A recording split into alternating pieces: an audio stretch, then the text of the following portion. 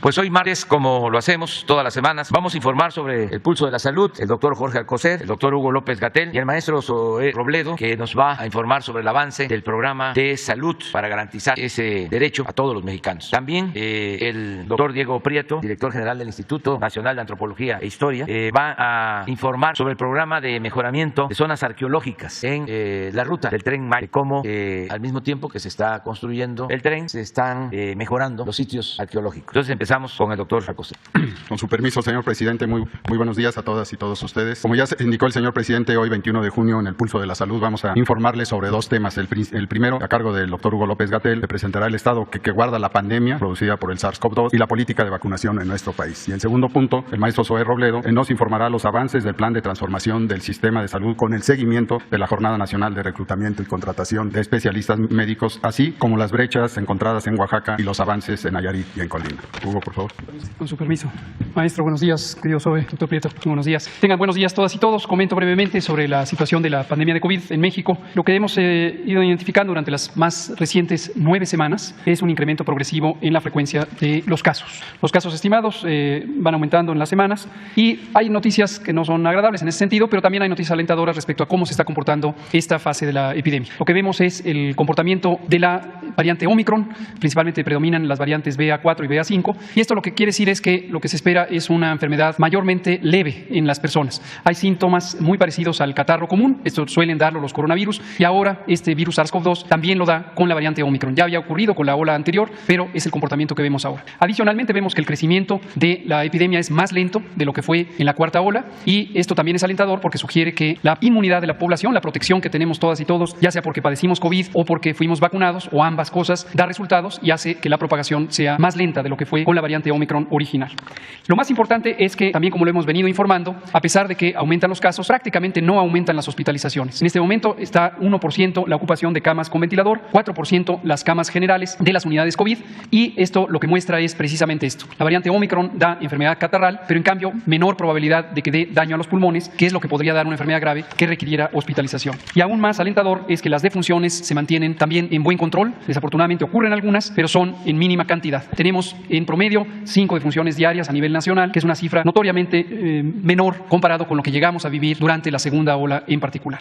En la vacunación COVID seguimos aplicando las vacunas a las personas adultas que quedaron pendientes o que pudieran no haber acudido a vacunarse en su momento, desde luego también a niñas y niños de 12 años en adelante, y estamos próximos a iniciar ya la vacunación de niñas y niños de 5 a 11 años de edad. La respuesta al registro ha sido muy positiva y esto nos da la facilidad de poder programar localmente la aplicación de la vacuna. Anunciamos en este calendario que el próximo jueves 23 llegarán un poco más de 800,000 dosis de vacuna y el viernes 24 1.200.000 para un total de 2.004.000 dosis de vacuna, de las 8.000 originalmente contratadas. Y también debe quedar claro, va a haber vacuna para todas y todos. Vimos en esta semana alguna especulación, sobre todo de personas que suelen opinar sin tener información actualizada o clara o malinterpretan, que se dijo que solo tendríamos 8 millones de niños protegidos, y esto no es el caso. Este es el primer contrato, tenemos múltiples otros mecanismos para tener vacuna, que los hemos explicado aquí, por supuesto. Y lo que vemos en la última lámina es que son 3 millones, casi 16,000 niñas y niños que han sido registrados ya para la vacunación COVID en toda la República. Muchas gracias. Con su permiso, señor presidente, muy buenos días a todas y a todos. Secretario Hugo, Diego. Como todos los martes, presentamos aquí los avances del Plan de Salud para el Bienestar.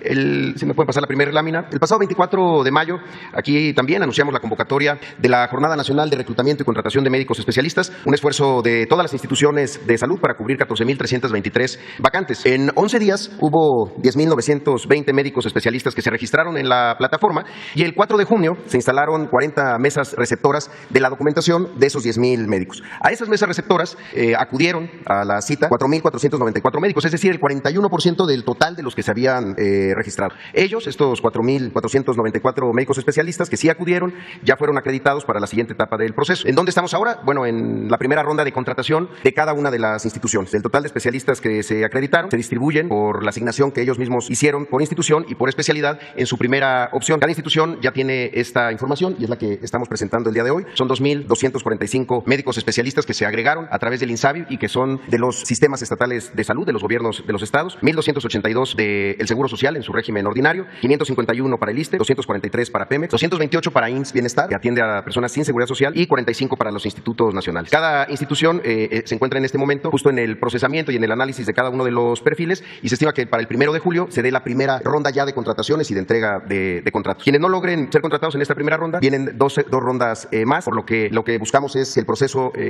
logre reunir y contratar al mayor número de especialistas. Por eso les pedimos a ellos y a ellas que estén muy pendientes de las comunicaciones que recibirán por correo electrónico. Ahora bien, si podemos ver la siguiente, de estas 14,323 vacantes ofertadas, hubo 11,128 que no tuvieron a ningún especialista acreditado, es decir, que no hubo nadie interesado por la vacante o que hubo alguien interesado, pero que no acudió a la cita del 4 de junio. Es decir, solamente hubo 22% del total de vacantes ofertadas que tuvieron por lo menos un médico o médica que se postuló y que acudió a la cita y que fue acreditado o acreditada. Del total de estas vacantes que se mantienen sin cobertura, si lo vemos por institución, tenemos de los gobiernos de los estados que se agregaron a través de INSABI 6,494, del IMSS permanecen 1,925 vacantes, del IMSS Bienestar 1,625, del ISSSTE 1,013 y de Pemex 64 y de los institutos nacionales 7 de las 28 vacantes que ofertó. En las siguientes semanas vamos a dar a conocer cuáles son las siguientes acciones para cubrir estos faltantes que, como se estimaba, se concentran principalmente en zonas rurales y en pequeñas ciudades, además de cierta concentración en algunas especialidades específicas. Si podemos ver la siguiente. El viernes pasado estuvimos en Oaxaca, allá en Huatulco, acompañando al señor presidente Andrés Manuel López Obrador,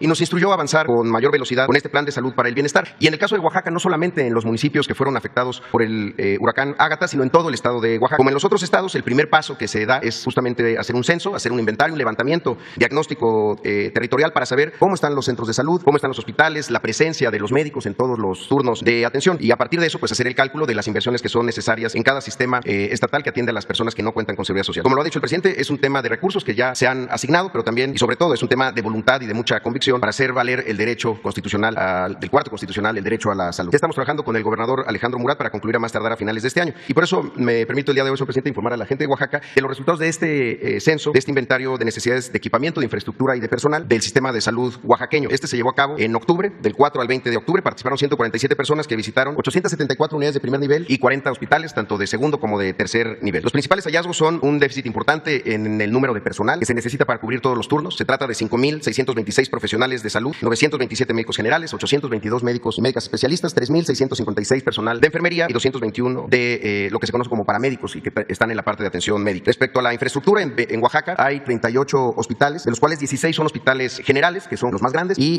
19 hospitales integrales, además de 2 hospitales móviles y un psiquiátrico. Pero de esos 16 hospitales generales, uno de los hallazgos es que solamente 3 cuentan con unidades de cuidados intensivos de adulto, solamente 4 cuentan con cuidados intensivos neonatales, de 31 quirófanos, 23 son funcionales, de 22 salas de expulsión donde se llevan a cabo los partos, solamente 16 están funcionando, y de 32 autoclaves, 15 no funcionan, solo para dar algunos ejemplos. Y en cuanto a equipamiento, se identificó que en el primer nivel de atención hay un déficit de 13,573 equipos que van desde equipos menores hasta esterilizadores de vapor, estuches de diagnóstico, refrigeradores para vacunas, y en el segundo nivel de atención el déficit es de 8,788 equipos, que ahí van en equipos ya más grandes, desde tomografías, rayos X, mastógrafos, esterilizadores de vapor y ventiladores. También, si lo podemos ver la siguiente, se hace un primer cálculo, un primer estimado de las inversiones. Si sumamos la parte de infraestructura y de equipamiento, estamos hablando de 1,596 millones de pesos, que se suman a este cálculo que hacemos de la nómina necesaria para cubrir todos los turnos con todos los especialistas, que suman 1,179 millones de pesos y lo calculamos para la segunda mitad del año. Desde el día de hoy empiezan sesiones de trabajo de todo el sector salud con el gobierno del estado de Oaxaca para arrancar estos procesos de inmediato. Y finalmente, para reportar sobre los temas del avance de los procesos del plan de salud para el bienestar, en el caso de Nayarit, tenemos esta primera información que es para nosotros muy importante. Tenemos ya 2 meses y medio operando el sistema estatal de Nayarit, y en esos 2 meses y medio hay un aumento en la productividad de las atenciones médicas que se brindan allá. Algunos ejemplos: un incremento de 37% en el número de cirugías, un incremento del 190% en las consultas de especialidad en estos 2 meses y medio. Además, del 1 de abril al 16 de junio se han hecho 14,510 consultas de medicina familiar, y gracias a la habilitación de espacios y gracias también a los equipos que están llegando ya, a la fecha se han llevado a cabo 693 tomografías, 200,687 sesiones de radioterapia, 1,325 mastografías, 1,769 sesiones de quimioterapia y 1,213 sesiones de hemodiálisis. También queremos informar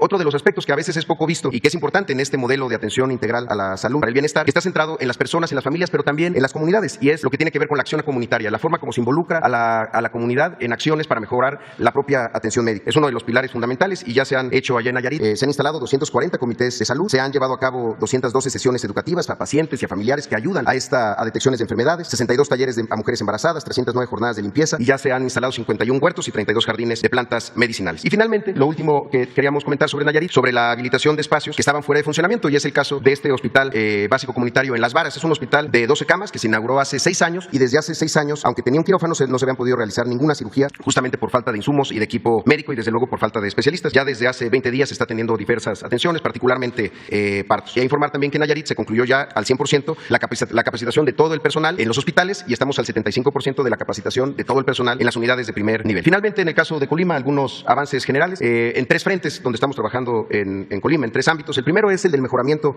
de la infraestructura instalada. Se habilitaron ya consultorios para medicina familiar en los hospitales de Manzanillo, en el materno infantil de Colima y en Ixtlahuacán, así como espacios de urgencias, de trabajo social en las áreas de hospitalización y también las unidades de cuidados especiales para el neonato en todos los hospitales de Colima. En segundo lugar, para garantizar el abasto de medicamentos, se concluyó con un proceso de ampliación de las farmacias en los hospitales, en el regional universitario, que está en la capital, en el materno infantil, que también está en la capital de Colima, y en el hospital de Manzanillo. Y en tercer lugar, se llevó a cabo una reorganización de la consulta externa y de la hospitalización, así como de las áreas de urgencia y de archivo, como áreas de cocina, lavandería, que son claves para el buen funcionamiento de un hospital. ¿Qué se logra con estas acciones? Mejoras en la atención médica, reordenar, reorganizar, involucrarse mucho más, permite mejorar la atención médica, y por eso el día de hoy queremos concluir con unos testimonios de 3 personas, don Jesús, doña Máxima Gaspar y doña Araceli, que son usuarios justamente del hospital de Ixtlahuacán, que es uno de los que ya están en una operación óptima. Si podemos pasar el video, y sería todo por nuestra parte.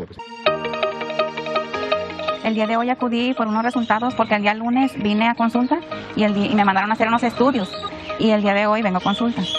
Es la primera vez que yo vengo aquí a la clínica a hacerme una evaluación para ver cómo ando de mi cuerpo. Pues ahorita yo apenas estoy empezando a mis pastillas porque ya no había. Yo siempre las compraba.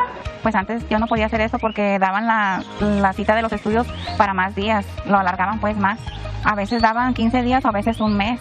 Pues a hoy me los hicieron el martes y para el día jueves ya estaban los resultados. Hasta ahorita ya se está haciendo otra vez. Y ya le estamos dando gracias a Dios que nos están apoyando. Desde el momento que yo llegué miré la diferencia, que hay un servicio excelente. Pues yo desde el lunes que vine vi mucha amabilidad por parte de los trabajadores. El que te hace el examen es una persona muy excelente, muy atenta.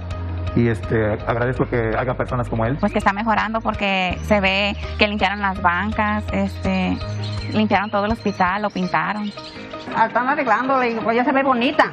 A lo que yo veo que el hospital va a cambiar y está cambiando y se espera que haya un servicio como cuando abrió el hospital las puertas. Pues que le damos gracias al gobierno federal y a las instituciones que competen porque pues todo esto es beneficio para la comunidad. Nos sentimos muy orgullosos de contar con ellos. Muchas gracias, señor presidente. Y finalmente, seguir compartiendo con todos y con todas. Este es un proceso que necesita la participación de todos y por eso estamos poniendo a disposición el teléfono del Pulso de la Salud, 895-32-213, para que nos puedan también informar sobre cualquier tema que tenga que ver con recetas no surtidas, con la dilación de una atención o cualquier comentario que nos permita seguir mejorando el sistema de salud. Gracias, señor presidente. Tengo que comentar rápido. Sí, tenemos a la fecha un total de 180 periodistas que ya concluyeron todo su proceso de inscripción y que además ya han sido validados por el comité evaluador de periodistas. Gracias. No, sí, sigue abierto hasta el 30 de junio. Lo que platicamos aquí el día que se presentó es que el 30 de junio se presentaría un corte. Al parecer hay temas de algunos de los documentos que los están tramitando, entonces seguramente en cuanto concluyan estos trámites de la documentación que se solicitó y que es necesaria para poder hacer el aseguramiento, va a empezar a incrementarse. Un comentario importante, ha habido más de 8.500 visitas al sitio, o sea, más de 8.500 personas que han ingresado, que han, digamos, que explorado y seguramente están en la actualización de algunos de sus datos. Principalmente uno de los documentos más importantes, además de la CURP, el RFC, es la firma electrónica, la FIEL. Entonces, esto lleva algunos días. Seguramente en cuanto tengan ya el trámite de su FIEL, pues van a empezar a concluir estos registros. Pero la verdad que el porcentaje de rechazos es mínimo y es a partir de alguien que no hubiera presentado su documentación completa. Muy buenos días, señor presidente, señor secretario Alcocer, Hugo López-Gatell, director general Robledo, compañeras y compañeros, me da mucho gusto que podamos compartir este trabajo tan importante que viene desarrollando el Instituto Nacional de Antropología e Historia. Ya en la ocasión anterior pudimos presentarles el pulso de la inmensa investigación de salvamento arqueológico que se está haciendo con motivo de las obras del Tren Maya. Estamos hablando de acciones para la protección, el estudio y salvaguarda de todos los elementos arqueológicos e históricos que van apareciendo en la ruta del tren. Podemos estar confiados de que el patrimonio cultural vinculado con esta ruta está siendo cuidado, estudiado, resguardado y puesto en valor. Pero además, el presidente de la República nos ha instruido para que, además de los trabajos de investigación y salvamento arqueológico, hagamos una labor para el mejoramiento de las zonas arqueológicas que seguramente verán incrementada sensiblemente la cantidad de visitantes que lleguen a estas zonas y que por lo tanto puedan tener servicios adecuados para que su experiencia de visita sea aleccionadora, sea edificante, sea educativa. De manera que ahora vamos a destinar la charla, como nos lo ha solicitado el presidente, y vamos a presentar un video que habla precisamente del mejoramiento de zonas arqueológicas con motivo de la obra prioritaria del Gobierno de México, Tren Maya. Adelante. Además de la importante investigación de salvamento arqueológico que acompaña al proyecto Tren Maya Tziminkak, esta relevante inversión del gobierno federal considera la implementación de un programa de mejoramiento de zonas arqueológicas denominado Promesa, que incluye acciones de investigación, conservación, infraestructura y servicios al visitante en 21 sitios arqueológicos en los que se incrementará significativamente el número de visitantes. La inversión en este rubro asciende a 248 millones de pesos destinados al salvamento arqueológico y 4.906 millones de pesos dedicados al programa Promesa y a los centros de atención a visitantes CADVIS. El Promesa constituye una oportunidad histórica para el estudio, conservación y puesta en valor del patrimonio cultural de la región, tomando en consideración los bienes arqueológicos, históricos y paleontológicos que se ubican en los sitios a lo largo de la ruta, así como el patrimonio vivo de las comunidades en el entorno. El tramo 1 contempla las zonas arqueológicas de Palenque, en Chiapas, El Tigre, en Campeche, y Moral Reforma, en Tabasco. El tramo 2 incluye a la zona arqueológica de Etzna y la isla de Jaina, erigida por el trabajo de los antiguos mayas, en Campeche. El tramo 3 comprende la zona arqueológica de Sibilchaltún, así como Uxmal y los demás sitios de la ruta PUC abiertos al público: Cabá, Xlapa, Sayil, Oxquintoc, Chacmultún y Lafná. El tramo 4, también en Yucatán, abarca las zonas de Ekbalam y Chichén Itzá, donde habrá de ampliarse el circuito de visita. En el tramo 5 norte, trabajaremos la zona de El Meco en Quintana Roo. En el tramo 5 sur, consideramos las zonas de Tulum, Tancá, estrechamente vinculadas al Parque Jaguar, así como Cobá y Muyil en Quintana Roo. En el tramo 6, trabajaremos en Cojunlish, Quintana Roo. Y en el tramo 7, haremos un enorme trabajo de investigación, conservación e infraestructura para la antigua ciudad maya de Calakmul, patrimonio mundial en Campeche. En cada una de estas zonas, equipos liderados por arqueólogos y restauradores del Instituto Nacional de Antropología e Historia llevan a cabo procesos de diagnóstico, excavación, estudios arqueológicos y conservación, junto con el desarrollo de acciones para la ampliación de las áreas de visita, el fortalecimiento de las unidades de servicio y la construcción de centros de atención a visitantes.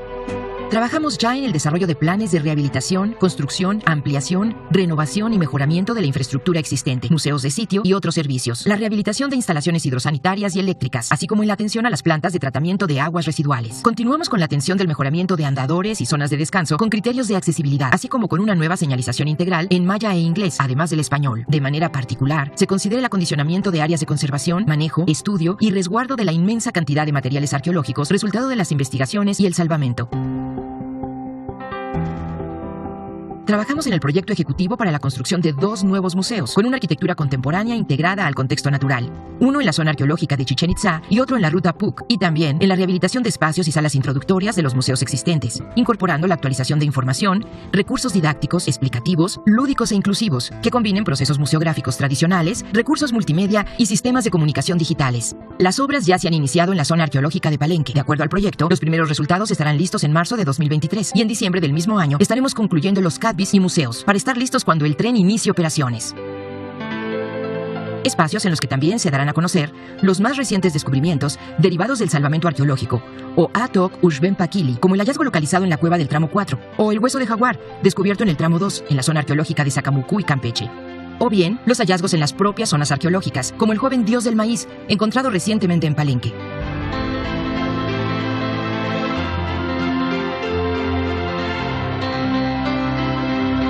Lograr que los viajeros se interesen en conocer nuevos destinos a partir del recorrido en el Tren Maya nos impone el reto de ofrecer nuevos y renovados servicios para hacer de la visita de nacionales y extranjeros una experiencia de encuentro con el pasado y el presente del mundo maya, en recorridos que vinculen aprendizaje, reflexión y disfrute. Pues se abre un inmenso trabajo en esta materia. El INAH, como ustedes saben, en el país atiende 194 sitios arqueológicos, incluyendo uno paleontológico. Aquí, en 21 sitios, se van a hacer mejoras muy importantes que se empezarán a observar desde marzo del año 23. ¿Perdón? No escucho. En el tramo 5 también se hará el trabajo de protección, investigación y salvamento arqueológico. Ya tenemos un avance en este tramo todavía menor porque obviamente en este momento no se están desarrollando las obras propiamente dichas. Sin embargo, ya hemos podido prospectar el área y pues hemos establecido un mecanismo para ir acompañando las obras, siempre con el cuidado de los bienes arqueológicos, tanto en superficie como aquellos que se encuentran sumergidos en cuevas y cenotes. Sí. Adelante.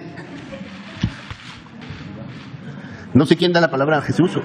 ¿Mande? Es que no sé. Yo creo que ya, ¿verdad? A ver, si hay preguntas para su servidor, adelante. Buenos días, yo del tema. Preguntarle sobre el asunto de los tiempos que se lleva la conservación de cada uno de los hallazgos que tienen en todos los tramos que se tienen en el Tren Maya. En alguna visita por algunos tramos nos mencionaban que se debe de tomar, pues de alguna manera, su tiempo, y el hecho de que tal vez pudieran acelerar el paso podría, pues no ser tan positivo para la zona y para el área arqueológica. No sé qué tenga que decir usted al respecto, si han tenido que apresurar en este sentido para darle tratamiento a los hallazgos, o si el tiempo que se les ha dado pues es suficiente. Gracias. Siempre tenemos que compaginar los tiempos de una obra pública o privada con los que requiere el salvamento de la información y los vestigios arqueológicos que se van encontrando. Por supuesto que esto supone que debemos ir siempre de la mano con los constructores, con los consorcios que están llevando a cabo la obra, para no complicar los tiempos de obra, pero al mismo tiempo favorecer los hallazgos. Simplemente para darles una idea de la cantidad de hallazgos, ya lo habíamos presentado en el cuadro inicial. Hemos encontrado 458.730 fragmentos de cerámica desde el tramo 1 hasta el tramo 5. Hemos encontrado 305 vasijas completas en proceso de análisis y restauración. Hemos ubicado del tramo 1 al 5 23.778 estructuras inmuebles, pueden ser cimientos, plataformas, basamentos piramidales o caminos o sacbé, como llamaban los mayas. 23.778 estructuras que han sido registradas, que han sido georreferenciadas y que por supuesto hemos tomado la información referente. Hemos ubicado 373 enterramientos humanos, algunos en superficie y algunos también sumergidos en cuevas o cenotes. Hemos ubicado 1.334 bienes muebles diversos, entre cerámica, metates, lítica, bienes relativamente completos, y 775 rasgos naturales asociados a contextos arqueológicos, como cuevas, pozos, cenotes o estructuras para la siembra y la canalización de aguas. Esto les puede dar la idea del inmenso trabajo que eso implica, y por supuesto tenemos que estar también haciéndonos cargo de no complicar los tiempos de una obra que por supuesto tiene tiempos muy perentorios, tiene que hacerse cargo de la agilidad en el trabajo. ¿Hay algún hallazgo que vaya a requerir un poco más de tiempo? ¿O decía que se había encontrado incluso en una ciudad parecida a lo que ya se tiene conocido? El que usted dice es un hallazgo que apareció en el contexto de un fraccionamiento particular en el estado de Yucatán, no es del Tren Maya. Y sí hay hallazgos que pueden requerir regresar a hacer estudios más cuidadosos, pero sobre todo aquellos que están en las inmediaciones del derecho de vía. En general, los hallazgos vinculados al derecho de vía, ya del tramo 1 al 4, en un 97% hemos dado visto bueno. Es decir, ya no tenemos que regresar a hacer excavación, pero sí tenemos un inmenso trabajo en laboratorio, en las tareas de restauración y conservación de estos acervos. Buen día, no me levanto por estar las cámaras atrás. Carlos Madeva, Noticias Veracruz. Nada más para preguntarle, regularmente cuando uno está en la ENA, que yo tuve ahí un curso hace muchísimos años, se habla del tema de cuántas ciudades o cuántos hallazgos pueden finalmente ser visitados por turistas. Es preguntarle, consultarle, en cuanto se abra el Tren Maya, cuántos de estos hallazgos tendrían el potencial para que inmediatamente cuando se inaugure el Tren Maya puedan ser visitados por los turistas. Por ahí se mencionan 21 zonas arqueológicas, pero ¿cuántas más podrían sumarse ya una vez inaugurado el Tren Maya, antropólogo? Vinculados al Tren Maya se encuentran alrededor de 45 zonas arqueológicas. No todas contarán con recursos adicionales del programa de mejoramiento de zonas arqueológicas Promesa, porque efectivamente pues el recurso es finito, pero todas estarán a la disposición y abiertas para que el público las visite. Estamos hablando entonces de más de 45 sitios, de un total de 194 que están abiertos al público en todo el país. Estos serían los que inmediatamente que se inaugure el Tren Maya tendría acceso al público. Exactamente. Es cuánto. Sí, gracias. A ver, quedamos ustedes dos. También allá atrás. 3, 4, quedamos 5. Uno del norte que quedó pendiente. Buenos días, presidente Hans Salazar de Noticiero en Redes. Preguntar respecto en el tema de la seguridad social. Hace un par de años se firmó un convenio, por ejemplo, con Relaciones Exteriores para la seguridad social de trabajadores independientes, así lo decía el comunicado, en el exterior, para tener este respaldo con el IMSS. Ese es el dato que yo tengo. Preguntar en este tema cómo ha sido desarrollado este punto, máxime con esto que se ha planteado aquí por parte de los migrantes, en sus hermanos y hermanas que principalmente están en Estados Unidos y que mandan remesas. ¿Cómo ha sido esta participación? ¿Cómo ha sido este aseguramiento? Si ha tenido éxito, números, datos, qué sé yo, lo que se pudiera tener como avance respecto a este respaldo, porque es uno de los temas que en nuestros hermanos y hermanas preguntan mucho. Y esto porque si se pudiera estar incluso ampliando este tipo de convocatorias, tanto para respaldar una institución como lo es el IMSS, para fortalecerlo con este tipo de fondos que estarían dispuestos a mandar los hermanos y hermanas. Muchas gracias, señor presidente. Efectivamente, hace varios años se hizo un convenio que incluso llevó a que el IMSS tuviera funcionarios trabajando en los consulados mexicanos. Hubo una erogación de recursos y demás, pero la verdad que nunca tuvo buenos resultados. Entre otras cosas, porque producto de la reforma de 1997, se crearon estos mecanismos para justamente poder asegurar a los trabajadores por su cuenta, a los trabajadores que no tienen una relación tradicional, jerárquica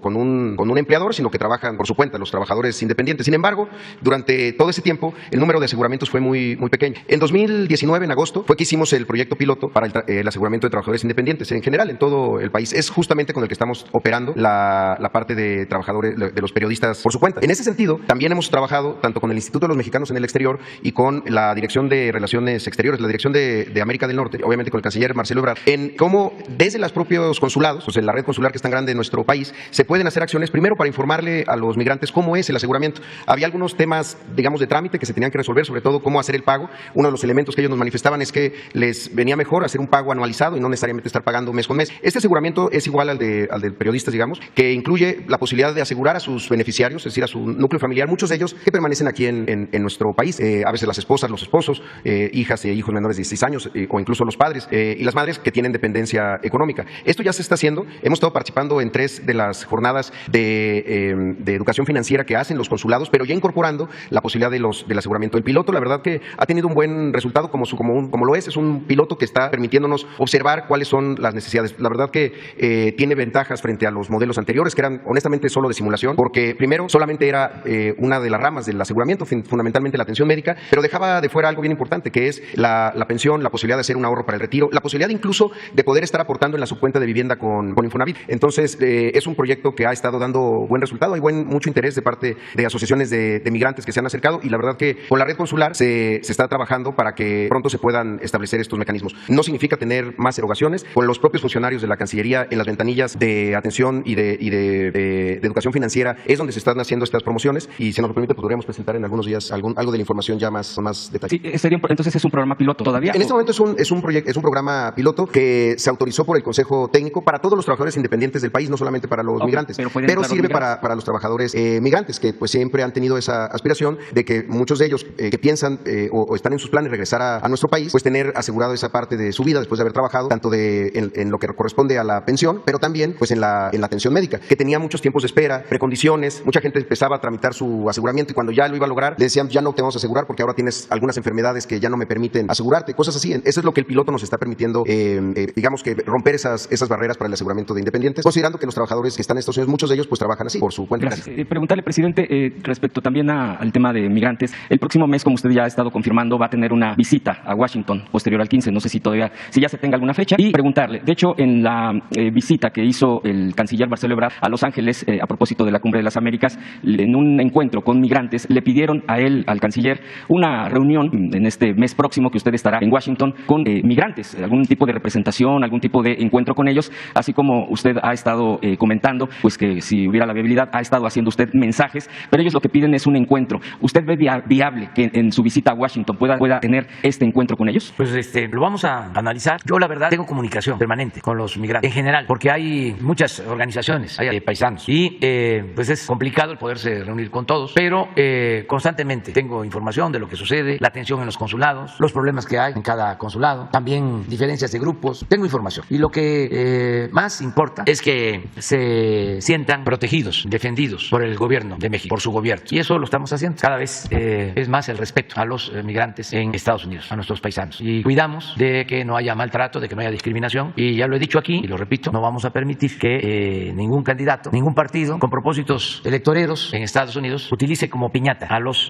mexicanos, a nuestros paisanos y a los migrantes en general. Ya se terminó ese tiempo de que se guardaba silencio, porque hay grupos muy racistas que utilizaban la xenofobia, el odio a extranjeros para obtener votos. Eso lo hemos estado combatiendo y lo vamos a seguir combatiendo. Eso es lo fundamental, y que se regularice su situación migratoria, son los temas básicamente. Entonces, decirle a los paisanos que aunque yo no pueda reunirme, no es que no lo desee, sino hay ciertas circunstancias, de todas maneras ellos están representados en su gobierno. Es un gobierno que defiende sus derechos y que defiende al pueblo de México y a nuestra nación.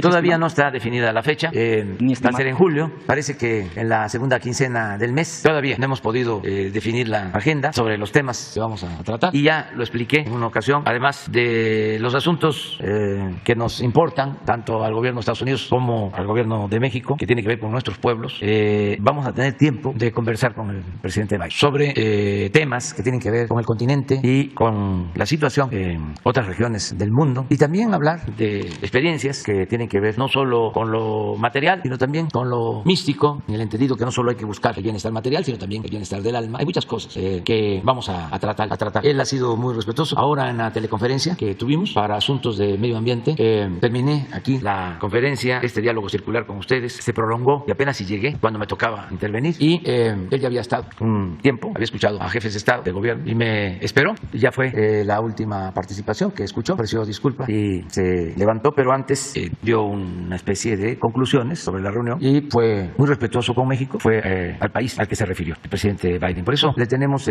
mucho respeto, estimación, y sabemos que van a seguir siendo muy buenas las relaciones entre el gobierno de Estados Unidos y nuestro gobierno. Presidente, a propósito de este momento que se está viviendo, el día de ayer ya se mencionaba aquí el triunfo de Petro en Colombia, toda esta ola de izquierda, de gobiernos progresistas, de candidatos progresistas que están ganando, no está por demás decirlo, y hay varios análisis, varios aspectos de lo que se está viviendo en Latinoamérica, el liderazgo que usted tiene, incluso la influencia que se tiene de nuestro país, en particular de usted con el liderazgo que ha tenido de esta influencia, y que ahora comenta que en esta reunión con Biden, que tocará diversos temas incluso a nivel continental. Yo le insistiría en este tema, presidente, porque de Assange. Preguntarle concretamente, porque acaban ya de firmar la extradición Gran Bretaña a Estados Unidos, y bueno, pues ya se ha dado mucho contexto cuál es la situación de Julian Assange, este periodista, pues ejemplo mundial, y que prácticamente está en vilo su vida, aún todavía más con estas decisiones. Preguntarle si, así como en su momento usted nos compartió la carta que entregó a el entonces presidente Trump, ahora usted pudiera estar haciendo interceder, mejor dicho, ante Joe Biden para esta situación en favor de Julian Assange. Y finalmente, presidente, esa es otra, para aprovechar, el día de ayer en Hidalgo, bueno, pues hay manifestantes en contra de un basurero, incluso ayer hubo un asesinato de uno de estos activistas, están en plantón, porque dicen que es un relleno que pues llegarían eventualmente cosas tóxicas pues contra el medio ambiente. Ya hay un muerto, y acusan al alcalde, al presidente municipal. Ellos piden esta intervención de lo que se esté revisando. Preguntarle si se comentó en la mesa de seguridad de esta mañana. Sería cuánto, presidente, y le agradezco que me haya dado la palabra. Sí, en el caso de Julian Assange, nosotros, en efecto, al finalizar el gobierno del presidente Donald Trump, solicitamos que se le exonerara, porque es un preso de conciencia, es injustamente tratado. Su delito, entre comillas, fue denunciar violaciones graves de derechos humanos en el mundo, y además intromisión del gobierno de Estados Unidos en asuntos internos de otros países. Eso fue lo que hizo Assange. Es el mejor periodista de nuestro tiempo en el mundo y ha sido muy injustamente, repito, tratado, peor que delincuente. Esto es una vergüenza para el mundo, el trato que le han dado a este periodista. Muchos no saben de que lo que hizo fue con una investigación poco ortodoxa, recogió los cables, los informes de embajadas de Estados Unidos, donde se hablaba de actos de intervencionismo y de crímenes cometidos, de flagrantes violaciones a derechos humanos. No solo textos, sino imágenes. Entonces, lleva ya muchos años preso. Yo esperaba que la justicia en el Reino Unido lo protegiera. Sin embargo, fue muy decepcionante el que lo estén enviando a Estados Unidos, condenarlo a vivir de por vida o estar de por vida en la cárcel, enjuiciado. Entonces, ¿y las libertades? ¿Vamos a quitar la Estatua de la Libertad de Nueva York? ¿Vamos a seguir hablando de democracia? ¿Vamos a seguir hablando de protección a los derechos humanos? ¿De libertad de expresión? Yo quiero, ya que se trató el tema,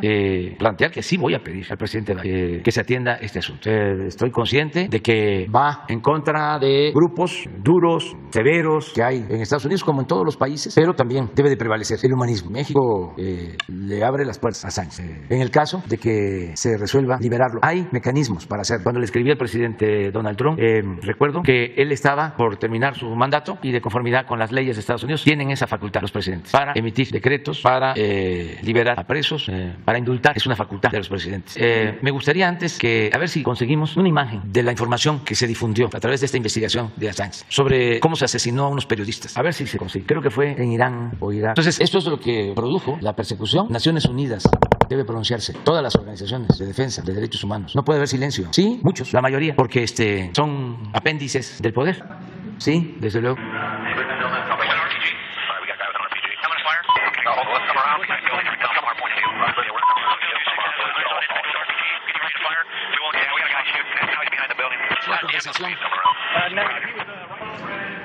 Sí, de unos pilotos, la conversación, también de un grupo, y se están poniendo de acuerdo para disparar, pero son periodistas los que fueron blancos.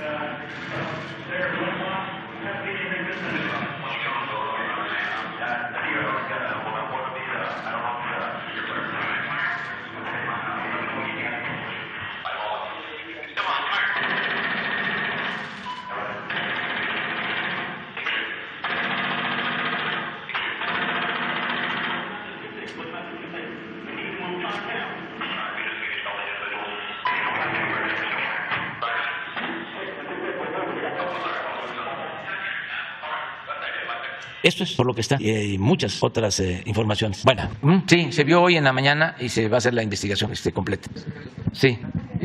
Aquí también aprovecho para decir que tenemos información ayer por la tarde-noche de unos asesinatos en Urique, al parecer de 2 sacerdotes jesuitas. La información que tenemos hasta ahora, hasta las 5 de la mañana, es que entraron a la iglesia de Urique persiguiendo a una persona, lo asesinaron, salieron los sacerdotes y al parecer también ellos fueron asesinados. Estamos ahora atendiendo este asunto. Urique está en la sierra de Chihuahua, de Krill hacia adelante, por Temoris, por Chinipas. Es una zona de bastante presencia de la delincuencia organizada. Parece que se tiene ya información sobre los posibles responsables de estos crímenes. Es lo único que conocemos. Estamos trabajando en eso. ¿Qué tal, presidente? Buenos días. Jorge Chaparro, del diario La Razón. Preguntarle en torno a esta descentralización de las dependencias federales que había anunciado ya hace algún tiempo. ¿Cómo va en este asunto? ¿En qué porcentaje se han ya transferido estas oficinas y sobre todo las responsabilidades hacia las entidades que había usted mencionado, si me hace favor? Pues ha avanzado. Hay ya descentralización en salud. Ya la Secretaría de Salud está en Acapulco. El doctor Jorge Alcocer. ¿Puedes explicarlo? Y ahora seguimos. Sí, muchas gracias, señor presidente. De inicio los invito a que conozcan el lugar, pero más que todo que conozcan Guerrero y su estado de salud. Esta donación que se hizo por el gobierno anterior es de un edificio inteligente que está en la costera, que está lo que se conoce enfrente de la tradicional playa de Hornos, muy cercana del centro, y tiene las condiciones para albergar prácticamente a toda la Secretaría en su amplitud. Esto ha sido por etapas, ha sido por condiciones de respeto a los trabajadores que deciden en una situación, algunos residir ahí, otros temporalmente, pero la situación de respeto para todos los trabajadores se ha mantenido y desde luego para los trabajadores de salud, que en forma continua estamos porque yo también tengo que venir aquí al menos 2 días a la semana a estar en trabajo que se realiza aquí en diferentes oficinas en cuanto a la presidencia y a otras que se requieren todavía y no han estado en el contexto de ser totalmente por vía de transmisión foránea. Este es un sitio que nos ha permitido, y tenía razón el señor presidente cuando se le señaló, bueno, ¿y por qué a Guerrero? ¿Por qué a Chilpancingo? De inmediato pues cambió Acapulco porque es un centro de comunicación para lo que estamos viendo hoy en concreto, y con eso termino. Es un centro, Acapulco, de mucha vida, de mucha comunicación y de facilidades mayores que en Chilpancingo para poder ir a Oaxaca y poder desplazarnos hacia los restantes estados del sureste que comparten las condiciones sociales, las condiciones de derechos y las condiciones de atraso, entre otras cosas, con lo que viene siendo el sureste en la cual se está trabajando, y en salud lo estamos haciendo. El edificio de referencia ya dio cabida de inmediato prácticamente a todo el INSABI, que es un instituto muy amplio y que lo pueden encontrar ustedes ahí cuando no está en la montaña o cuando no se está en los lugares más remotos, que esos que son los que estamos hablando todos los días, en especial en la salud. Y desde luego también ahí está lo que representa a COFEPRIS, no completo, lo digo como un ejemplo, porque COFEPRIS tiene también una situación en todo el país que le permite estar algunos días ahí con atención. Lo ejemplifico, por ejemplo, a la basura. El problema de la basura es un problema que repercute directamente en la salud y en la ciudadanía y que requiere desde luego una integración que se está haciendo ahí como primer ciudad que se atiende esto en Acapulco, y así progresivamente los invitamos y les mantendremos en la atención de lo que se les ofrezca. Muchas gracias. Perdón, señor secretario, ¿tendrá el monto que ha representado para la dependencia este traslado? ¿El monto? Sí, ahí sí quiero señalar una situación muy especial, muy particular, que ejemplifica la bondad de la población, y estoy refiriéndome no solo a los trabajadores, sino a las familias de los trabajadores. Progresivamente han puesto mucho de su empeño, de su decisión y desde luego de su convicción de que esto es lo que requiere la salud de nuestro país. Es un giro de sitio para facilitar muchas de las acciones y presencia en lo que ya señalé. Y desafortunadamente Acapulco, como ejemplo donde está la sede, pues es un desarrollo total, importante, mundial, pero de interés hacia el turismo, un interés importante también, pero de inmediato nos dimos cuenta que el interés para construcción de sitios de habitación para aquellos que lo tienen temporal o que desde luego toman esa decisión con su familia ha sido desde luego difícil porque no hay esta situación, aunque ya se empieza precisamente a trabajar por diferentes razones en ello, y yo estimo que antes de que termine este mandato de estos 6 años tendremos ya estabilizada la población que va a estar ahí viviendo. Pero además sí nos da la oportunidad a ir contratando. Se ha contratado alrededor de un 20% de trabajadores originarios de la región, por ejemplo tenemos de Oaxaca inclusive, y desde luego del propio Guerrero. Esto desde luego, reitero, señala que la gente participa, la gente lo toma en bien, porque realmente la ciudad aquí de la Ciudad de México complica mucho el que estén viniendo tan frecuentemente aquí, y queremos hacer esto de acuerdo a los derechos de la gente, e inclusive dando oportunidad a nuevos colaboradores de la salud como debe ser. Gracias. Señor presidente. Es importante señalar de que el que esté la Secretaría de Salud en Guerrero, pues es poner la Secretaría de Salud en uno de los estados más pobres de México y poder estar cerca de los otros dos estados con más pobreza, Oaxaca y Chiapas, toda la costa y la sierra del Pacífico. Yo creo que esa región es la de más abandono en materia de salud y por eso se decidió estar allá. Tenemos que cambiar la forma de actuar de las instituciones y lo estamos logrando, de que el gobierno no son oficinas donde llegan funcionarios que no se les puede llamar servidores públicos, sino funcionarios que llegan a las 10 y salen a las 2 y si acaso regresan 1 o 2 horas a la oficina. Por lo general ya no regresan y se trabaja de lunes a viernes. Eso puede aceptarse en condiciones de normalidad, pero no en tiempos de transformación. Es territorio, no escritorio. También ya se logró el que se traslade la Secretaría de Energía, que está en Villahermosa. Fue la primera. Gracias a eso, la Secretaría de Energía está constantemente supervisando la construcción de la refinería de Dos Bocas, Paraíso, Tabasco, y no deja de atender otros asuntos de la Secretaría. Pero todavía no terminamos con este proceso. La idea es que se quede en la Ciudad de México Hacienda, Gobernación, Relaciones Exteriores, Marina y Defensa, nada más, y que el resto de las secretarías se vayan a los distintos estados. Se detuvo esto por la pandemia, pero ya vamos a continuar. Hace unos días yo me equivoqué y dije que de 100 compromisos que había hecho en el Zócalo había cumplido 99 de los 100. He cumplido muchos más que no estaban en los 100. Pero de esos 100 no son 99, son 98, que es lo de Ayotzinapa y precisamente lo de la descentralización que no hemos podido cumplir. Todo lo demás ya o se cumplió o está en proceso. ¿Han enfrentado resistencias, presidente, por parte de los trabajadores o de algunos grupos de poder anterior? No. La verdad que los trabajadores al servicio del Estado se han portado muy bien, sean oficinistas, sean maestros, sean médicos, sean electricistas, sean petroleros, todos. Estamos rescatando a México con los trabajadores y no hemos tenido ningún problema y no han habido despidos y hemos procurado mejorar la situación laboral de los trabajadores y muchos están entusiasmados, trabajan por convicción. Señor presidente, si me permiten otro tema, preguntarle, se detectó que en la Secretaría de Salud precisamente hay subejercicios, pero no es la única dependencia que tiene menor gasto. Preguntarle si es una orden de su gobierno reducir el gasto en este momento o si hay alguna contrariedad que esté obligando al gobierno a llevar un gasto más lento a principio de año. Al contrario, estamos pendientes porque no hay subejercicio. A ver si me puede mandar de favor la hoja de gasto, el último corte de programas, Juan Pablo. Vamos acorde con el programa y lo que queremos pues es que no haya déficit. Ya no es el tiempo de antes, de que no se trabajaba. Ahora tenemos que estar autorizando transferencias de recursos para que las obras no se detengan, porque se está avanzando. Necesitamos, por ejemplo, más recursos que ya estamos consiguiendo para la refinería de Dos Bocas, más recursos para el Tren Maya, más recursos para la presa de Santa María en Sinaloa. Afortunadamente no se ha caído la recaudación y nos está ayudando lo del aumento en el precio del petróleo, porque aun cuando ese excedente se está destinando una parte para que no aumenten las gasolinas, el diésel, los energéticos, todavía nos queda ahí una cantidad de recursos, porque el petróleo está en promedio en $110 el barril. Nosotros calculamos que este año, solo por la venta de petróleo, vamos a tener alrededor de 1.300.000 millones de pesos. ¿Cuánto significa esto? Pues como el 25% del presupuesto nacional. No, ahí hay que descontarlo. Pero sí tenemos en el balance un excedente. Entonces estamos trabajando para que se cumpla con todos los programas. Este programa de salud lo tenemos que tener para el año próximo. ¿Qué significa? Que estén en buen estado los centros de salud, las unidades médicas, los hospitales de segundo nivel, los hospitales de especialización, que no falten los médicos generales, que no falten los especialistas, que se atienda los 7 días, las 24 horas, que no falten los medicamentos, los estudios clínicos, que se regularice a todo el personal de salud, que no haya trabajadores contratados de manera eventual, sino que todos tengan su base, que sea un servicio universal, gratuito, que se vaya a un hospital si se requiere ser atendido, se hagan todos los estudios, se haga una intervención quirúrgica si es necesaria, se entreguen todos los medicamentos y no tenga el mexicano que pagar nada. Ese es el ideal, el sueño que queremos convertir en realidad el año próximo. Por eso vamos a estar aquí los martes y nos estamos reuniendo permanentemente para ver este asunto, que no falten los medicamentos, que lleguen las medicinas hasta el más apartado rincón de nuestro país donde se requieran. Es un desafío. Como lo mismo, llevamos cerca de 1.600 sucursales del Banco del Bienestar construidas, pero son 2.700. A finales de este año vamos a estar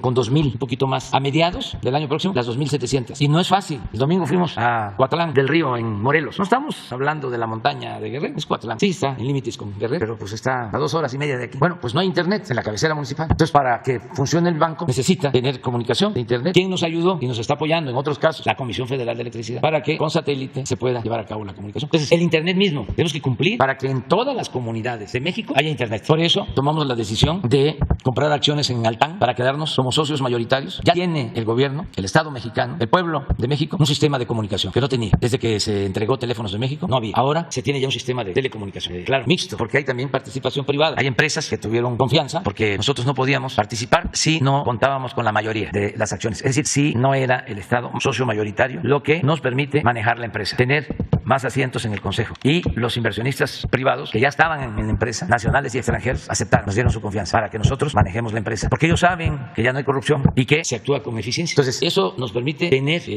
una red ya para cubrir el 70% de las poblaciones o el 70% de la población del país con Internet. Eso es lo que abarca esta empresa, 70%. Nos falta el 30%. Tenemos que instalar de aquí al año próximo 1,000 antenas y poner en funcionamiento varios kilómetros de la fibra óptica de la Comisión Federal de Electricidad. Pero bueno, estamos en eso y tenemos mucho trabajo, bastante trabajo, y la idea es no dejar nada en proceso, terminar todo.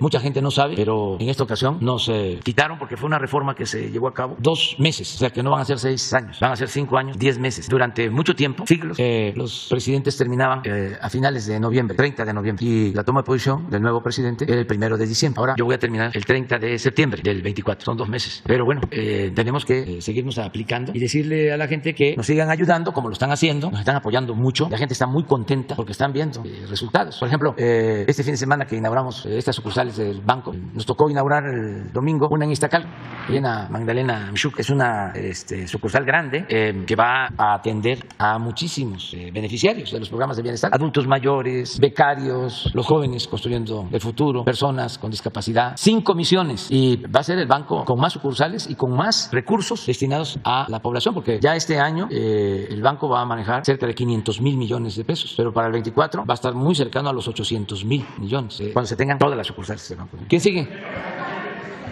Aquí está, mira. Este es el avance. Ahora, el avance hasta, ¿qué fecha es? 15 de junio, 43.3. Y en el mismo periodo del año pasado, el avance 40.1. Entonces vamos, de acuerdo al programa, que hay a mitad del año casi la mitad del presupuesto de ejercicio. Esto lo cuidamos mucho para no tener problemas. Miren lo que les decía, los programas sociales, 443,000 millones. Nunca en la historia de este país se había dedicado tanto a la gente. Para que tengan una idea, hay 35,000 viviendas en el país, aproximadamente, de acuerdo al censo. 35 millones de viviendas. Y se está llegando ya casi al 80% de las viviendas. Como a 30 millones, porque 25 son los que reciben cuando menos un beneficio. Les llega un programa. Y como 5 que también reciben pues sus ingresos del presupuesto, que son maestros, médicos. Pero el 20% restante también es atendido, porque pues se impulsan actividades productivas. Todas las obras que estamos haciendo, la mayoría de las obras se hacen con empresas. Estamos cuidando que sean empresas mexicanas que generan empleos. Entonces sí hemos cuidado el que el presupuesto le llegue a la gente. Esta es la clave. Por esto es que no han podido los conservadores, ni con la guerra sucia. No se puede transformar un país, no se puede llevar a cabo un cambio de fondo si no se cuenta con el apoyo del pueblo. No se transforma un país sin el respaldo del pueblo. Y para que el pueblo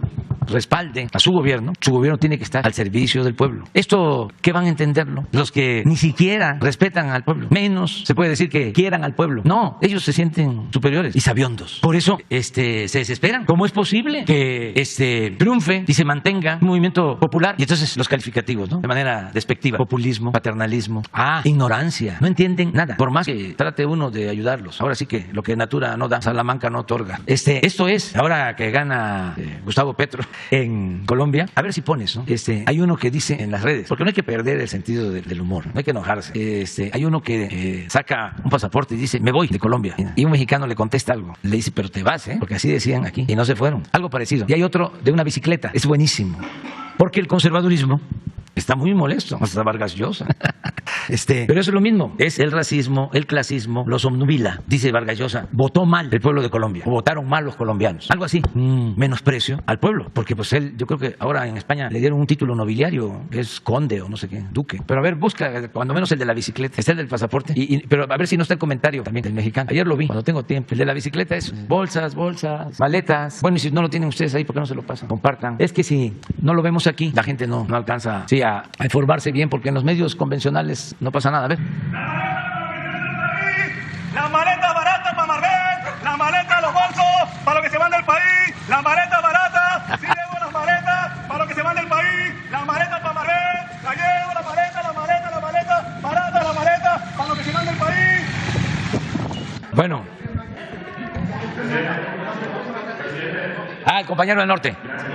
Buenos días. días, señor presidente. Le saluda Santiago Vizcarra, del noticiero Évora Informa. Vengo de la ciudad de Guamuchil, Sinaloa. Y en la formación personal, presidente, que he recibido, me han enseñado a honrar a mis autoridades. Y antes de plantearle mi inquietud, permítame de todo corazón honrarle, bendecir su vida, su familia, todo lo que lleva su nombre y su equipo de trabajo. Presidente, en Sinaloa, como bien es sabido, está afectando muy duro la sequía. Y le voy a hablar particularmente en la región del Évora, formada por Mocorito, Salvador Alvarado y Angostura. Estamos pasando una crisis precisamente por la escasez del vital líquido. Con decirle que en Mocorito se han sacado 2 de los 5 pozos que abastecían a la población, a este pueblo mágico. La presa Eustaquio-Buelna, que se encuentra en la ciudad de Guamuchil, presenta un nivel bastante bajo, entre el 8 y 9% aproximadamente se encuentra de su capacidad de almacenamiento, y presenta también un nivel de asolve muy elevado. Tan es así que si llueve mucho no hay forma de donde almacenar el agua y se le hacen desfogues por temor a que haya un desbordamiento, etcétera, y regresamos otra vez al mismo problema de siempre. A lo largo de muchos años hay líderes, luchadores sociales que han impulsado la creación de una nueva presa porque dicen los técnicos que es más económico hacer una nueva que desasolvar la que ya se tiene en la ciudad de Guamuchil. Entonces, presidente, el proyecto que han impulsado estos luchadores sociales se llama Presa de Piedra Labrada, que se pudiera ubicar aguas arriba del municipio de Mocorito, pueblo mágico, y generaría un sinfín de beneficios. Número 1, abastecer del vital líquido para el consumo humano y uso doméstico. 2, garantizar el abasto para el uso ganadero. Que le abro un paréntesis rapidito, que la ganadería, particularmente Mocorito y Salvador Alvarado, tiene una tendencia a la baja, se ha reducido 50% los productores criadores de ganado, precisamente porque la pastura y los granos están muy caros y no les es cuestiable a los ganaderos continuar con esta actividad que le ha dado identidad no solamente a Sinaloa, sino a nuestro país. 3, otro beneficio que podría generar esta obra es garantizar el abasto para el uso agrícola y podría, presidente, con la suficiente agua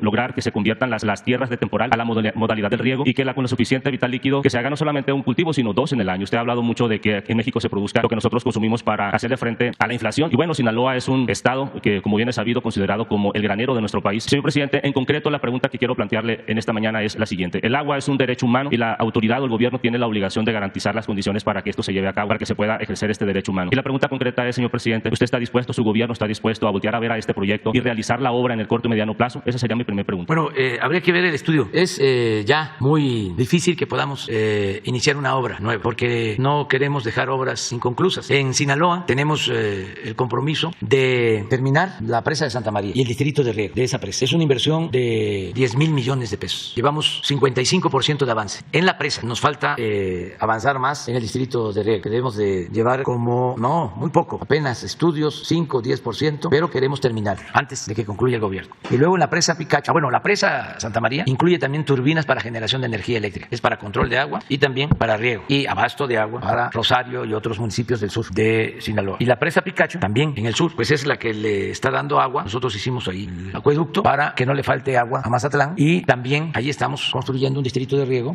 Ahí sí llevamos un avance como de 40%. En los 2 distritos de riego está pensando en cuando menos 60,000 hectáreas de riego. La de Picacho también va a tener turbinas para generación de energía eléctrica que vamos a dejar funcionando. Y algo muy importante, un acueducto para llevar el agua a Concordia, Sinaloa, que no tienen agua. Bueno, presidente. Entonces, vamos a revisar tu propuesta, a ver qué hay. Seguramente ya debe estar el estudio. Así es. Y nosotros te respondemos una vez que se conozca bien si es viable técnicamente. Desde luego que hace falta, pero si es viable, si tenemos el presupuesto y si nos alcanza el tiempo. Gracias, presidente. Finalmente quiero plantearle otra cuestión. El río Mocorito ha sido explotado por la extracción de material pétreo y se ha destruido una reserva ecológica. Le invito también que cheque ese dato si es tan amable. Y la segunda cuestión que quiero plantearle, presidente, es que hay una gran cantidad de pacientes que antes de que iniciara lo fuerte de la pandemia y durante el proceso de la pandemia que fueron diagnosticados con cáncer. Se atendieron, son derechohabientes del Instituto Mexicano del Seguro Social y tenían la esperanza de que una vez que le dijo el médico tienes esa enfermedad, que se iban a atender en el instituto. Y cuando fueron a recibir las quimioterapias les dijeron no tenemos medicamento. Cómpralo tú, paciente, en una farmacia particular, pides una factura a nombre del Instituto Mexicano del Seguro Social, la traes a un departamento correspondiente y en un lapso más o menos de 2 o 3 meses te vamos a reembolsar el recurso. Hubo personas, señor presidente, que vendieron sus propiedades, un solar, en fin, su vehículo con la fe de lograr una mejor calidad de vida. Han pasado más de 2 años aproximadamente y no se las ha reembolsado absolutamente nada, presidente. Y hay padres de familia que tienen niños pequeños que no pueden trabajar de manera normal como lo hacían antes porque no pueden hacer fuerza, porque tienen que cuidarse del calor y vaya que hace calor allá en Sinaloa. Entonces, la pregunta es, señor presidente, ¿se les va a reembolsar el recurso que el mismo Instituto Mexicano del Seguro Social les dijo a los pacientes? Le invito a que también revise ese tema porque hay muchos de ellos que en nuestro programa nos han hablado, nos han reportado y de hecho hemos sacado reportajes que están ahí en nuestra página, en las plataformas. Y la pregunta es, ¿se le va a atender a estos pacientes? Porque también la salud es un derecho humano, presidente. Sí, desde ahora. Aquí está el director. A ver. Gracias, presidente.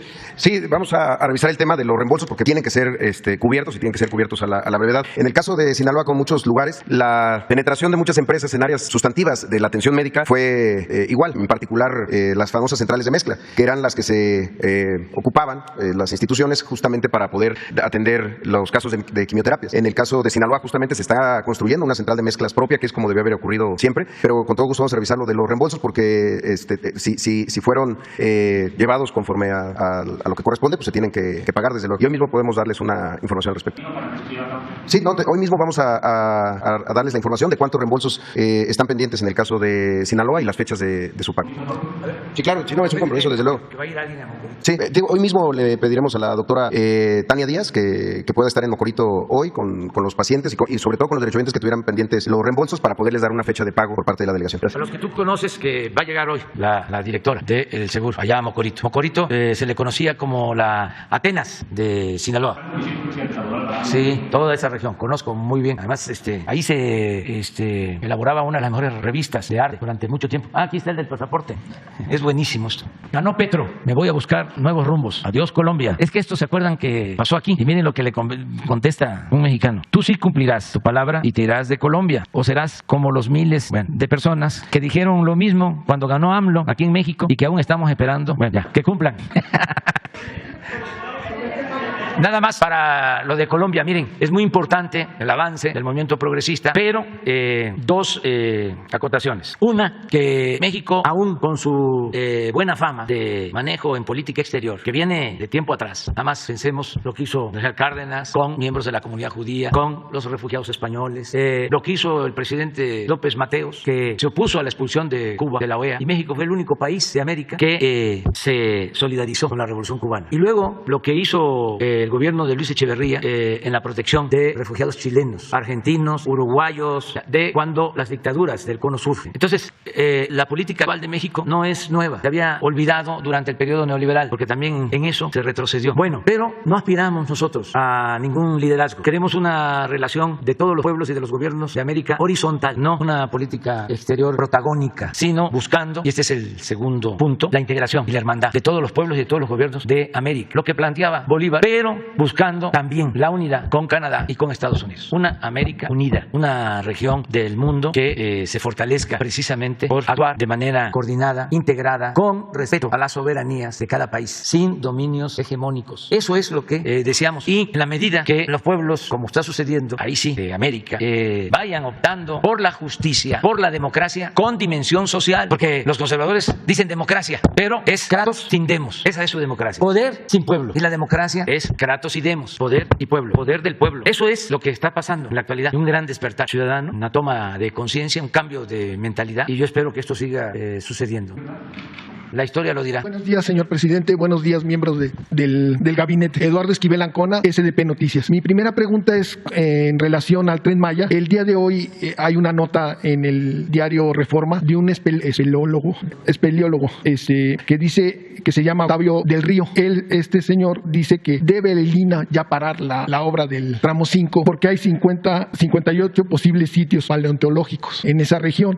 Y no sería posible, no sé qué opinión tengan de esto, y si no sería posible que viniera aquí y viera todo lo que se está haciendo, lo que están haciendo con el Tren Maya, y explicarle a este señor, y él quiere que se cambie el trazo, que se detenga y no sé por qué el tramo 5 es el que siempre es, cuando hay sitios arqueológicos en toda la ruta, pero es en el tramo 5 donde les da mucha preocupación. Entonces, si pudieran saber la opinión de usted y si se le podría invitar a este señor. A ver, tú puedes platicar sobre los vestigios arqueológicos del tramo 5 en comparación con los otros tramos. Por ejemplo, lo que significa en vestigios arqueológicos el tramo 3. Sí, miren, sin duda alguna, el tramo que tiene la mayor cantidad de vestigios, y por eso el presidente nos lo encargó de manera muy particular, es el tramo 3. Hay miles de vestigios arqueológicos, de estructuras, cimentaciones, restos de lo que pudieron ser áreas habitacionales, por miles, sobre todo muchos vestigios de superficie. El tramo 5 representa, en primer lugar, una dificultad en el sentido de que el tramo se ha cambiado en 3 ocasiones, por diferentes motivos que a mí no me corresponde dilucidar. Este tramo no presenta esta densidad de vestigios arqueológicos. Efectivamente, lo que sí presenta es un conjunto de cuerpos de agua y cuerpos cavernosos que debemos cuidar. Ya se ha documentado cómo distintas poblaciones, como particularmente Playa del Carmen, han afectado sensiblemente el acuífero Maya, y eso no tiene absolutamente nada que ver con el Tren Maya. Efectivamente, hemos trabajado de la mano con el consorcio Grupo México y también con la Secretaría de la Defensa Nacional, que se ocupa de la parte norte de dicho tramo.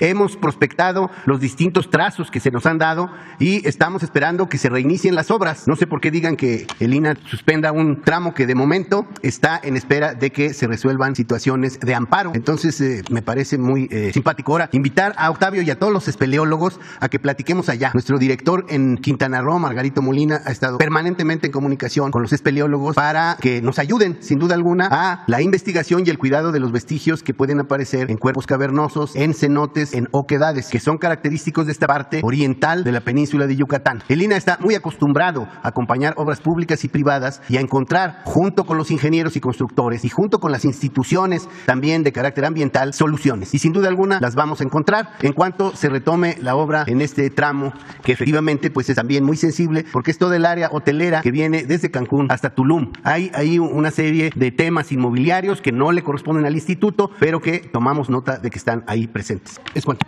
Mande usted. ¿Se necesita cambiar la ruta?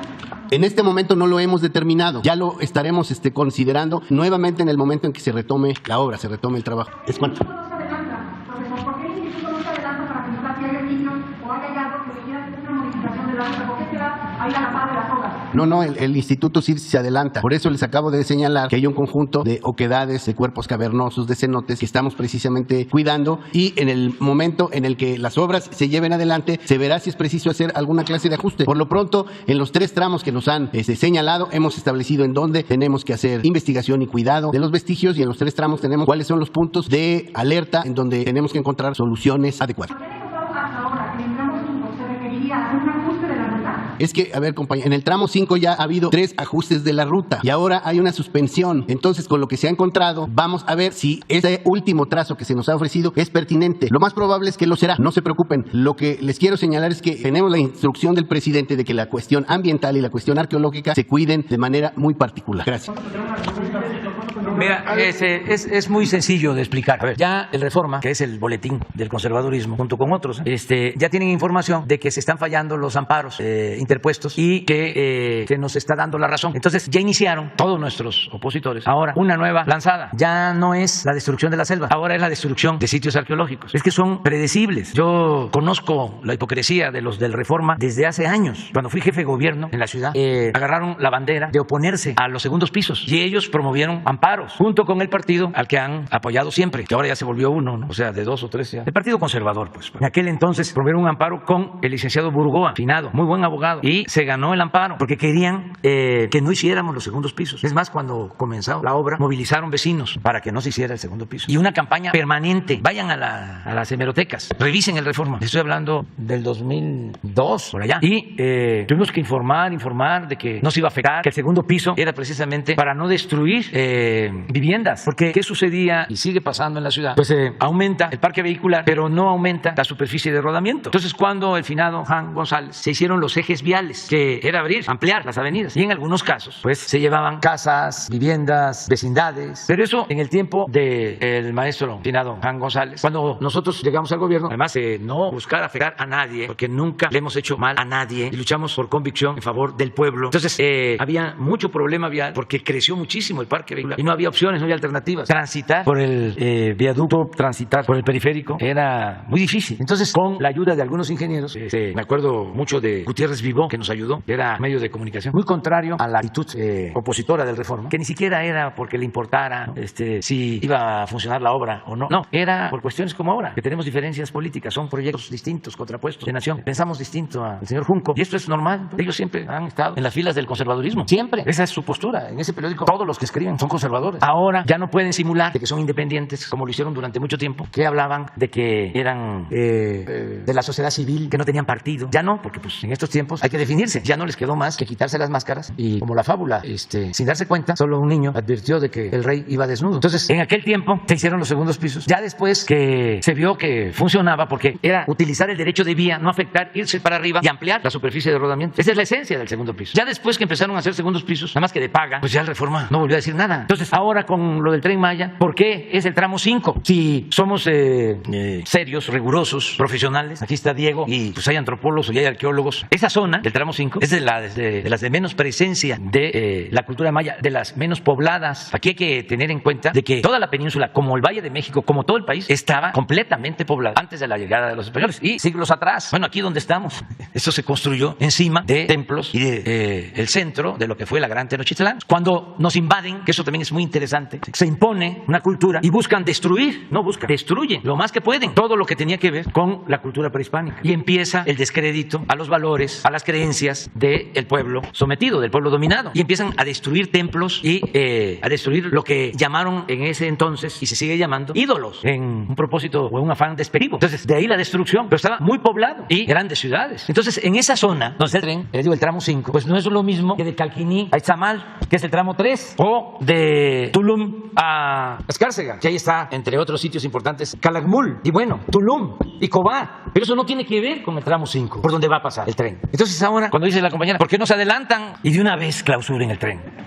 O sea, pero es el razonamiento muy irresponsable de esta prensa conservadora, reaccionaria, y que hay también de por medio, pues los intereses. Resulta que los ambientalistas que no quieren el Tren Maya en esa zona no vieron lo de la destrucción de Vulcan, de la empresa estadounidense. Y ya estamos terminando de hacer todo el estudio para mostrarles la destrucción tremenda que causaron. Y ni en el Reforma, ni Xcaret, ni nadie dijo absolutamente nada. Claro que hay un interés político. Lo que quieren es frenarnos, o sea, que no podamos terminar la obra. Lo que buscaban cuando el segundo piso, hace 20 años. Entonces, vamos a seguirle. Pero ese periódico es un pasquín del conservadurismo, sin profesionalismo, sin objetividad, bajo la máxima del AMPA del periodismo, de que la calumnia cuando no mancha tizna. Entonces, como aquí le llamamos a las cosas por su nombre, ya es el momento de decir, ya están resolviéndose los amparos. Entonces, como ya no va a haber afectación al medio ambiente, porque ni siquiera fueron los propietarios de la tierra, los campesinos, los que habitan las comunidades, los que presentaron los amparos, sino es un grupo X financiado por estos conservadores, pues no tienen sustento. Pero lo que quieren también es que se nos pase el tiempo. Ya nos quitaron 3 meses y ahora apuestan a cuando menos quitarnos 3 meses más. Es que se les olvida de que somos muy perseverantes nosotros. Somos tercos cuando defendemos nuestros ideales, nuestros principios. Mucho más perseverantes que los conservadores. El conservador es por lo general muy acomodaticio. No tiene convicciones firmes, es muy superficial. Nosotros no. Nosotros defendemos nuestros ideales a fondo y más cuando tenemos razón. Pues creo que quedan 2, ya resolvieron 3, ya están por resolver, pero por eso empezó la nueva campaña. Acuérdense de que terminando, apenas inauguramos el aeropuerto Felipe Ángeles y como a los 2 días o 3 empezó la campaña del Tren Maya. Y ahora es otra lanzada. Y desde luego, ¿ustedes creen que van a faltar expertos que opinen en contra del Tren Maya? Pues claro que no van a faltar. Hay como arroz. ¿Cuántos expertos profesionales se formaron y vivieron al amparo del poder neoliberal en estos últimos tiempos? Miles. Con Aguilar Camín, con Krause. No capillas, sino catedrales de intelectuales, de científicos, que eran los que recibían los premios, condecoraciones y muchos privilegios. Pero en general, como en todos los pueblos y como ha sido en México, el pensamiento conservador ahí está. Es como el pensamiento fascista. Porque ya no está Hitler, como ya no está Mussolini, ya no hay nazifascismo. Claro que hay. Como ya no está Franco en España, no hay franquismo. Claro que hay. Como ya no está Porfirio Díaz, ni está Salinas, ya no hay porfirismo, ya no hay salinismo. Claro que hay. Muchísimo. Millones. Yo lo veo en las encuestas. ¿Por qué no presumimos? Sí. No la de hoy. Sí.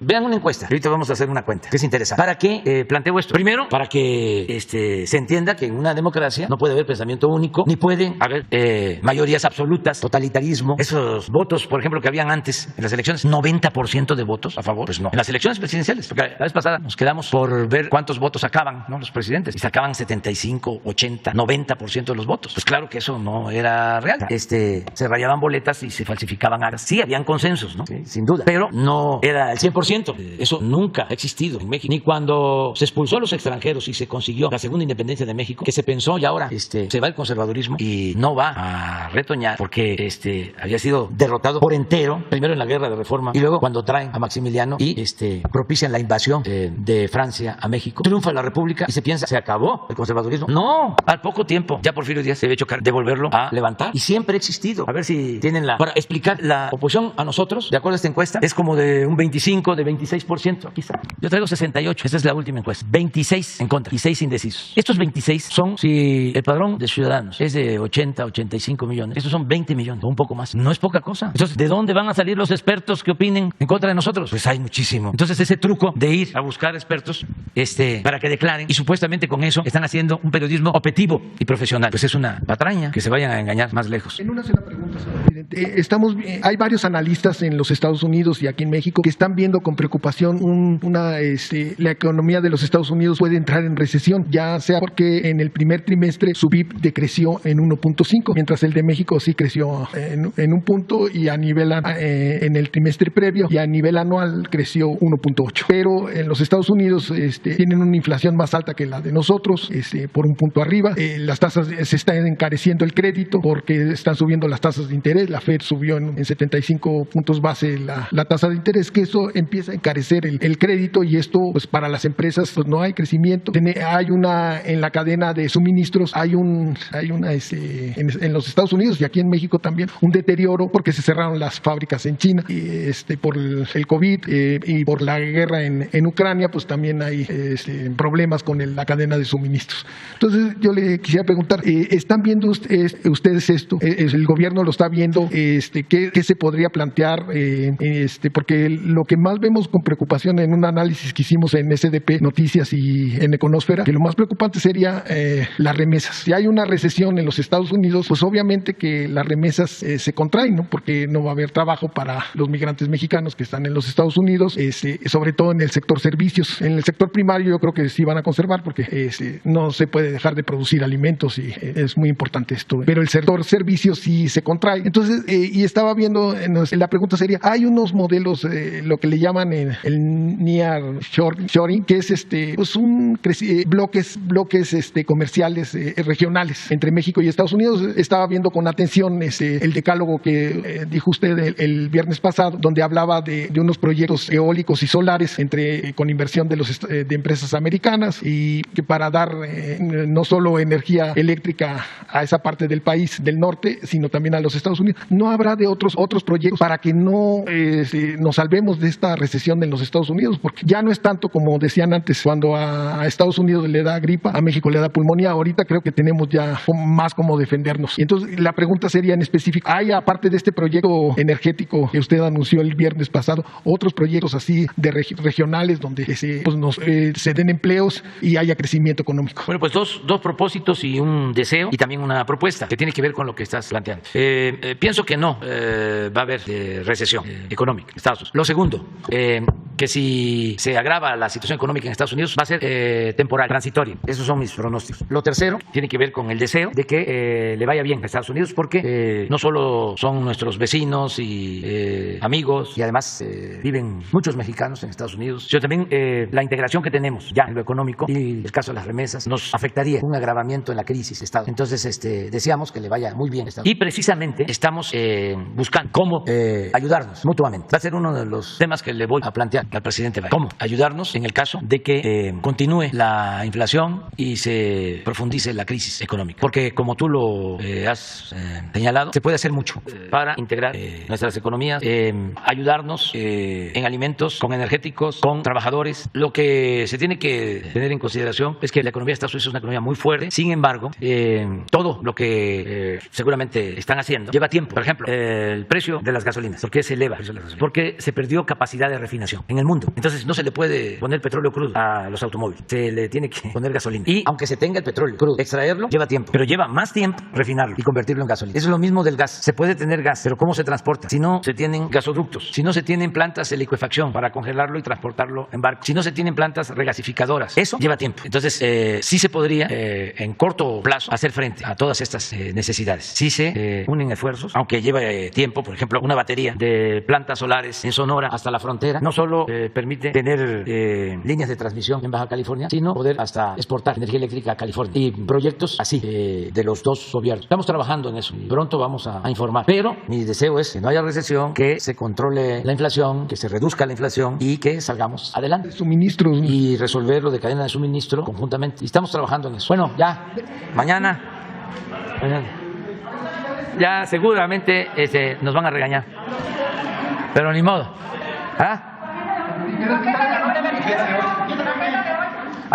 Trabajo bastante en la oficina. el fin de semana vamos a la montaña de Guerrero, vamos a Tlapa el viernes, terminando la conferencia porque vamos a estar en la tarde, vamos a evaluar lo de construcción de caminos de mano de obra y vamos también a iniciar los trabajos de la construcción de un centro de rehabilitación para niñas, niños con discapacidad en la montaña de Guerrero, que es pues la región más pobre de México. Afortunadamente se contó con el apoyo de la Asociación Civil Teletón y vamos a trabajar de manera conjunta. Nosotros vamos a donar el terreno, vamos a otorgar las becas para la atención a las niñas, a los niños. Ellos van a construir el centro y también en el caso de los especialistas, se trata de Tlapa, es probable que nos ayuden especialistas de Cuba para las terapias, pero va a funcionar este centro. Estamos trabajando de manera coordinada y luego de estar en Tlapa vamos a Malinaltepec, a San Luis Acatlán, a la Costa Chica de Guerrero para supervisar caminos de mano de obra que se están construyendo y el domingo vamos a inaugurar un libramiento en Acapulco y vamos a tener otras actividades. Ese es el fin de semana. Ya. Mañana, ¿vienes? Mañana. Sí, mañana. Mañana.